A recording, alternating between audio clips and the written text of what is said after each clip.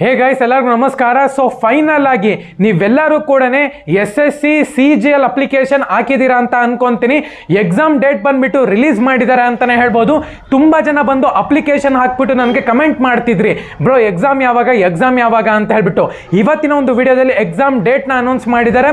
ಇವತ್ತಿನ ಒಂದು ವಿಡಿಯೋದಲ್ಲಿ ಎಕ್ಸಾಮ್ ಡೇಟ್ನ ತಿಳಿಸ್ಕೊಡ್ತೀನಿ. ಯಾವೆಲ್ಲ ಸಬ್ಜೆಕ್ಟ್ ನೀವು ಓದಬೇಕಾಗುತ್ತೆ, PDF ಕೂಡ ಎಲ್ಲಿ ಅಪ್ಡೇಟ್ ಮಾಡಿರ್ತೀನಿ, ಪ್ರತಿಯೊಂದು ಇನ್ಫಾರ್ಮೇಶನ್ ಕೂಡ ಈ ಒಂದು ವಿಡಿಯೋ ತಿಳಿಸ್ಕೊಡ್ತೀನಿ. ವಿಡಿಯೋನ ಕೊನೆವರೆಗೂ ನೋಡಿ. ಇನ್ನೇ ಚಾನಲ್ಗೆ ಸಬ್ಸ್ಕ್ರೈಬ್ ಮಾಡ್ಕೊಂಡಿಲ್ಲ ಅಂದ್ರೆ ಸಬ್ಸ್ಕ್ರೈಬ್ ಮಾಡ್ಕೊಂಡು ಪಕ್ಕದಲ್ಲಿರುವಂತ ಒಂದು ಬೆಲ್ ಐಕಾನ್ ಕ್ಲಿಕ್ ಮಾಡೋದು ಮರಿಬೇಡಿ. ಸಬ್ಸ್ಕ್ರೈಬ್ ಮಾಡ್ಕೊಂಡ್ರೆ ಮಾತ್ರ ನಿಮಗೆ ನೋಟಿಫಿಕೇಶನ್ ಬರುತ್ತೆ, ಅದಕ್ಕೋಸ್ಕರ ಸಬ್ಸ್ಕ್ರೈಬ್ ಮಾಡ್ಕೊಳ್ಳಿ. ಸೊ ಬನ್ನಿ ವಿಡಿಯೋನ ಸ್ಟಾರ್ಟ್ ಮಾಡೋಣ ಅಂತೆ. ಮೊದಲನೇದಾಗಿ SSC ಸ್ಟಾಫ್ ಸೆಲೆಕ್ಷನ್ ಕಮಿಷನ್ ಇಂದ CGL ಪೋಸ್ಟ್ ತುಂಬಾ ದಿವಸ ಆಗಿತ್ತು ಬಿಟ್ಟು, ಅದ್ರ ಬಗ್ಗೆನೂ ಕೂಡ ನಾನು ವಿಡಿಯೋ ಮಾಡಿದ್ದೀನಿ. ಆ ಒಂದು ವಿಡಿಯೋ ನೋಡಿಲ್ಲ ಅಂದ್ರೆ ಡಿಸ್ಕ್ರಿಪ್ಷನ್ ಲಿಂಕ್ ಹಾಕಿರ್ತೀನಿ ಅಥವಾ ಐಕಾರ್ಡ್ ನಲ್ಲಿ ಲಿಂಕ್ ಬರ್ತಿರುತ್ತೆ, ಕ್ಲಿಕ್ ಮಾಡ್ಕೊಂಡು ಆ ಒಂದು ವಿಡಿಯೋನ ನೋಡಬಹುದು ನೀವು. ಸೊ ನೋಡಿದಿರಾ ಅಂದ್ರೆ ಕಂಪ್ಲೀಟ್ ಇನ್ಫಾರ್ಮೇಶನ್ ಆ ಒಂದು ವಿಡಿಯೋ ತಿಳಿಸ್ಕೊಡ್ತೀನಿ. ಆ ಒಂದು ವಿಡಿಯೋ ನೋಡಾದ್ಮೇಲೆ ಈ ಒಂದು ವಿಡಿಯೋ ನೋಡಿ ನಿಮಗೆ ಕರೆಕ್ಟ್ ಆಗಿ ಅರ್ಥ ಆಗುತ್ತೆ. ಮೊದಲನೇದಾಗಿ ಅಪ್ಲಿಕೇಶನ್ ಬಂದ್ಬಿಟ್ಟು ರಿಲೀಸ್ ಡೇಟು 24 ಜೂನ್ 2024 ಅಂತ ಹೇಳ್ಬಿಟ್ಟು ಮೆನ್ಷನ್ ಮಾಡ್ಕೊಂಡಿದ್ದಾರೆ. ಅವಾಗ ಅಪ್ಲಿಕೇಶನ್ ಬಂದ್ಬಿಟ್ಟು ಜೂನ್ 24 ಬಂದ್ಬಿಟ್ಟು ರಿಲೀಸ್ ಆಗಿತ್ತು. ಅವತ್ತಿನ ದಿವಸನೇ ನಾನು ವಿಡಿಯೋ ಮಾಡಿ ನಿಮಗೆ ತಿಳಿಸಿದ್ದೀನಿ.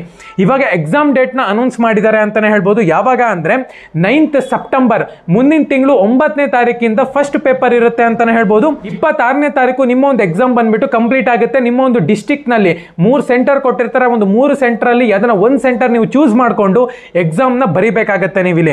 ಸೊ ರಿಸಲ್ಟ್ ಬಗ್ಗೆ ಕೇಳೋದಾದ್ರೆ ನವೆಂಬರ್ ನಲ್ಲಿ ಅಪ್ರಾಕ್ಸಿಮೇಟ್ಲಿ ನಿಮ್ಗೆ ಇಲ್ಲಿ ಫಸ್ಟ್ ಲಿಸ್ಟ್ ಬಿಟ್ಬಿಡ್ತಾರೆ ಅಂತಾನೆ ಹೇಳ್ಬೋದು. ಪ್ರತಿಯೊಬ್ಬರು ಕೂಡ ಪ್ರಿಪೇರ್ ಆಗಬೇಕಾಗತ್ತೆ.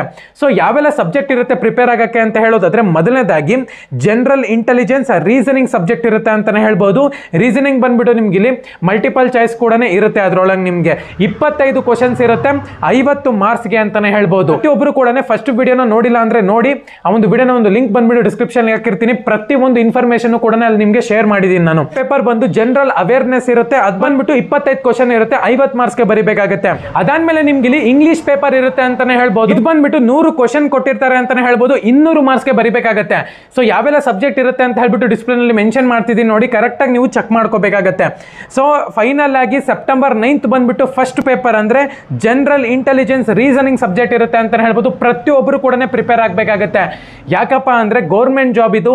ಇವಾಗ ನೀವು ಓದಿದ್ರೆ ಕರೆಕ್ಟ್ ಆಗಿ ನಿಮ್ಗೆ ಒಂದು 30-35 ದಿವಸ ಟೈಮ್ ಸಿಗುತ್ತೆ. ಕಣ್ಣು ಮುಚ್ಕೊಂಡು ಈ ಒಂದು ಎಕ್ಸಾಮ್ ನ ನೀವು ಕ್ರ್ಯಾಕ್ ಮಾಡಬಹುದು. ಅದಕ್ಕೋಸ್ಕರ ಬೇಕಾಗಿರುವಂತ ಒಂದು PDF ಮತ್ತೆ ನೀವೇನ ರಿವಿಷನ್ ಮಾಡ್ತೀರಾ ಅಂತ ಹೇಳೋದಾದ್ರೆ ಟೆಲಿಗ್ರಾಮ್ ಚಾನಲ್ನ ಚೆಕ್ ಮಾಡ್ಕೊಳ್ಳಿ, ಡಿಸ್ಕ್ರಿಪ್ಷನ್ ಲಿಂಕ್ ಇರುತ್ತೆ.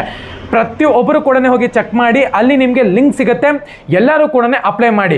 ಯಾವುದೇ ಕಾರಣಕ್ಕೂ ಈ ಒಂದು ಆಪರ್ಚುನಿಟಿನ ಮಿಸ್ ಮಾಡ್ಕೊಳ್ಳೋಕೆ ಹೋಗಬೇಡಿ. ಇವಾಗ ಸಾಧನೆ ಮಾಡುವಂತ ಒಂದು ಟೈಮು, ಕರೆಕ್ಟ್ ಆಗಿದೆ ಟೈಮು. ಪ್ರತಿಯೊಬ್ಬರು ಕೂಡ ಓದ್ಕೊಳ್ಳಿ. ಏನಾದರೂ ಅಚೀವ್ ಮಾಡಬೇಕು ಅಂತ ಇದ್ದೀರಾ ಅಂತ ಹೇಳೋದಾದ್ರೆ ಈ ತರ ಎಕ್ಸಾಮ್ಸ್ ಗಳಿಗೆ ಪ್ರಿಪೇರ್ ಆಗ್ಬಿಟ್ಟು ನೀವು, ಇದೊಂದೇ ಅಲ್ಲ, ರೈಲ್ವೆ ಎಕ್ಸಾಮ್ಸ್ ಇದೆ, ಪೋಸ್ಟ್ ಆಫೀಸ್ ಎಕ್ಸಾಮ್, ನಿಮ್ಮ ಒಂದು ಕ್ವಾಲಿಫಿಕೇಶನ್ ಮೇಲೆ ಎಕ್ಸಾಮ್ ನ ಬರೀರಿ. 10ನೇ ಕ್ಲಾಸ್ ಪಾಸ್ ಆಗಿರೋರು ಕೂಡ ಗೌರ್ಮೆಂಟ್ ಜಾಬ್ ನ ತಗೋಬಹುದು.